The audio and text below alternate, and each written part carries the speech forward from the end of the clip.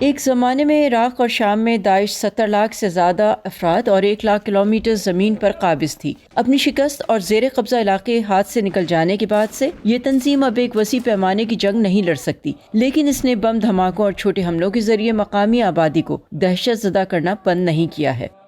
داعش کو ایک شورش پسند دہشت گرد تنظیم کے طور پر شکست نہیں دی گئی ہے۔ وہ ایک طویل جنگ، ایک طویل جہاد کرنے کے لیے تیار ہیں۔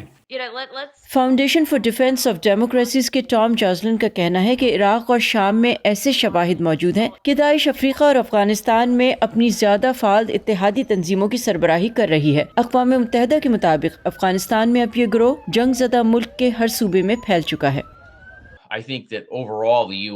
میرا خیال ہے کہ مجموعی طور پر امریکہ نے متواتر جہادی کاز کا درست اندازہ نہیں لگایا۔ امریکہ نے ایک طویل عرصے سے یہ کھیل کھیلا ہے جسے میں نقطوں کو منقطع کرنا کہتا ہوں۔ سیاسی اور عسکری قیادت اور دیگر طویل عرصے سے یہ لڑائی جاری نہیں رکھنا چاہتے تھے، اور اس لیے وہ دشمن کو اسی طرح دیکھتے ہیں جیسے وہ اسے دیکھنا چاہتے ہیں۔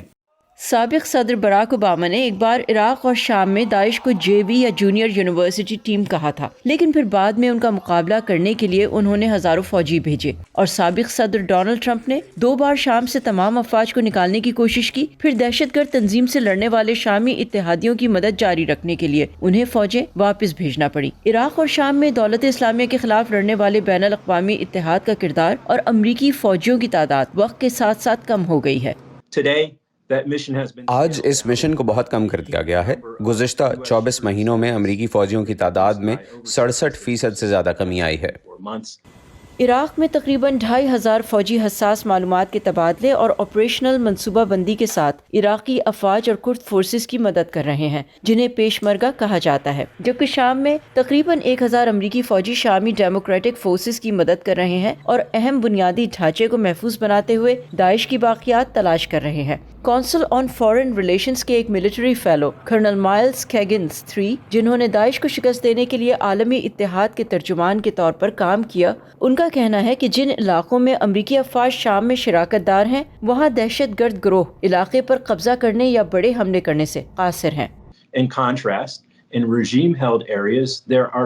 اس کے برعکس حکومت کے زیر قبضہ علاقوں میں داعش کی طرف سے اب بھی مزاحمت اور دہشت گرد سرگرمیاں ہو رہی ہیں، جو بدیہ کے صحرائی علاقے میں شامی حکومت کو فائدہ پہنچا رہی ہیں۔ لہٰذا یہ اس بات کی علامت ہے کہ بہت چھوٹے پیمانے پر ہماری مسلسل موجودگی اور شراکت داری عالمی سطح پر فائدہ مند ہے۔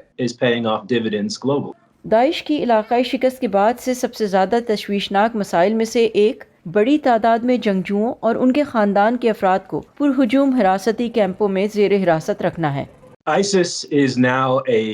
داعش اب ایک نام نہاد خلافت ہے جو پنجرے میں بند ہے۔ داعش کے 10,000 سے زیادہ جنگجوؤں کو شامی ڈیموکریٹک فورسز نے شمالی اور مشرقی شام میں قید کر رکھا ہے۔ شام میں 60 سے زیادہ مختلف ممالک سے تعلق رکھنے والے قیدیوں کے ساتھ مقامی شامی جنگجو عراق اور عالمی برادری کی طرف دیکھ رہے ہیں کہ وہ ان میں سے کچھ کو اپنے ممالک میں منتقل کریں، اس سے پہلے کہ یہ کیمپ باغیوں کی اگلی نسل کے لیے ایک اور بڑی افزائش گاہ بن جائے۔ کارل بیب کے ساتھ صبا شاہ خان، وائس آف امریکہ۔